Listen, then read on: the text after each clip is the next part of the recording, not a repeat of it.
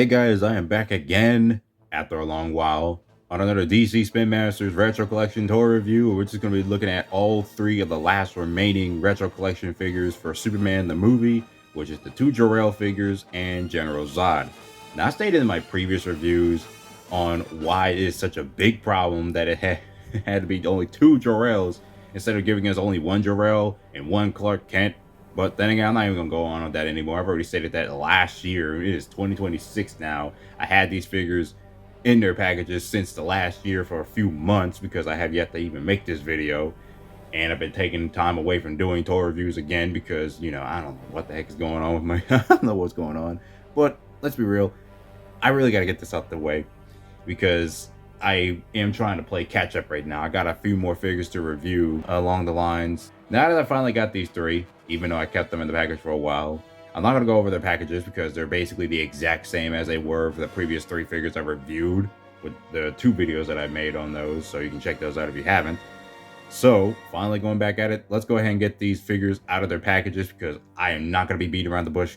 Let's get to it. Alright, so now that we got all three of the figures out of their package, just going to go ahead and start off with General Zod first. And General Zod looks pretty cool as a retro version. Don't know if that likeness is supposed to match Terran's stamp, but let's be real, it's kind of a decent likeness of it, I guess. I guess I would say that because, of course, this is obviously meant to be a very retro style figure and all that. But, yeah, he looks pretty nice as a retro figure. I think the likeness is okay. But what I also like is really just the small little details added, like they added his chest hair on here. So his chest hair is on here nicely. The robes he has, of course, this villainous Kryptonian black robe he has on. It's basically simply applied. It's got the typical 5 points of articulation, of course, but the way he looks definitely looks like, well, how he looks in general, just in very classic form. Don't really got much to say other than that it looks pretty nice. The focus stopped going out of focus, but yeah. Yeah, honestly, I am kind of impressed with the way this figure looks in terms of his looks. Overall, he looks pretty cool. I don't really got much to say other than the fact that he's nicely interpreted as a classic version of a General Zod figure, or at least a classic figure in general. And his accessory is also pretty neat. Comes with a little Phantom Zone thing right here, the little Phantom Zone slab. If I can get it in focus, you can see Zod, Non, and Ursa all in here. But their likenesses obviously do not match the film. This is more animated looking. But this actually looks pretty nice. Also, that little texture they applied on here, I guess is that, I don't know what it is really, but I don't think it's on the back. It's just, yeah, it's not on the back. So they got some kind of bit of a texturing going on that as it shines through my dang camera. But I really do like this. It's a nice little accessory, but kind of be funny it'd be a little bit bigger than this, but it looks pretty nice. So, and it's General Zod. To be honest, I don't got much to say about General Zod. He looks pretty nice, but if I had to, oh, that's right, one more thing. Let me move the Jor-El figures out the way. So, if I were to make a comparison, here is the Mattel General Zod, which is a bit taller and much more screen accurate in terms of his likeness. I still pretty much like the Mattel version a lot more because of screen accuracy, but if I do like a simplistic approach, of course, I do like this version. But again, I have to say the Mattel version is a lot more imposing because of how tall he is.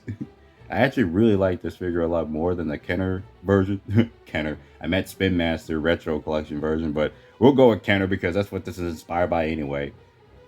Well, we already get the comparison there, so now we're going to just move General Zod to the side and go ahead and take a look at the, one of the other Jor-Els. I'm going to look at this one, the one I think is my least favorite, but not really the worst figure. I mean, it's not a bad figure at all. It's just my least favorite rendition because, well, I don't see the necessity of making a black suited Jor-El figure when you already have the better figure right here. I mean, I just like this one more.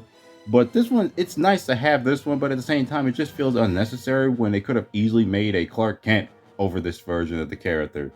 And of course, let's look at a close-up of his face. Now, of course, the likeness, don't know if it really looks like Marlon Brando, but it does look a bit like him. It looks pretty nice overall. And the suit, of course, this is the black variation with the white S logo. And he comes with his clear wand. This is supposed to be a wand. At first, I had no idea what the heck it is. I thought it was another one of those Kryptonian crystals in the shape of a rod, but it's clearly a magic wand. It's a nicely added accessory, though at the same time, it's a little too thick because it's like, doesn't want. I mean, it fits in his hand, but it almost didn't want to fit in his hand. So, to be honest, I do think this figure is pretty cool, but at the same time, it's almost unnecessary because, again, like I said, should have been a Clark Kent over this one, and the suit in general, well, it just matches the movie. That's what it looks like. It's just basically a black version of the suit he already wears. And again, I would say that it is a pretty cool figure, but I'm still broken up by the fact that they just made this instead of making a Clark. But yeah, the white suit version is my favorite because it's clearly the more common version of the character. I just thought this one's a lot better, and it just works a lot more for me. And of course, his accessory comes with the green crystal, which is great. Although it could have been included with Superman, but I just thought the fact that it included with a Jor-El, like, it's a fitting accessory. But overall, I do think this white suited version is a lot better.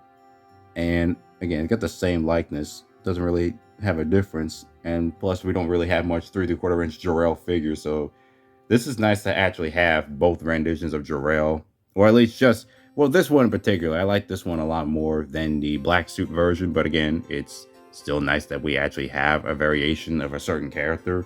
But I'm just still kind of broken up that there is no Clark figure.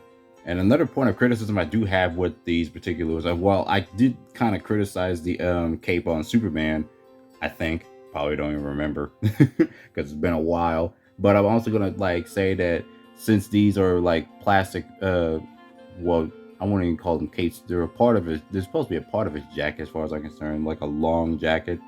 But personally, I think it would have been cooler if they were cloth because, at least the upcoming oh wait, I think so. No, at least one of the upcoming Spin Master Retro Collection Batman figures from Michael Keaton's Batman, which is on the Batmobile only, comes with a cloth cape.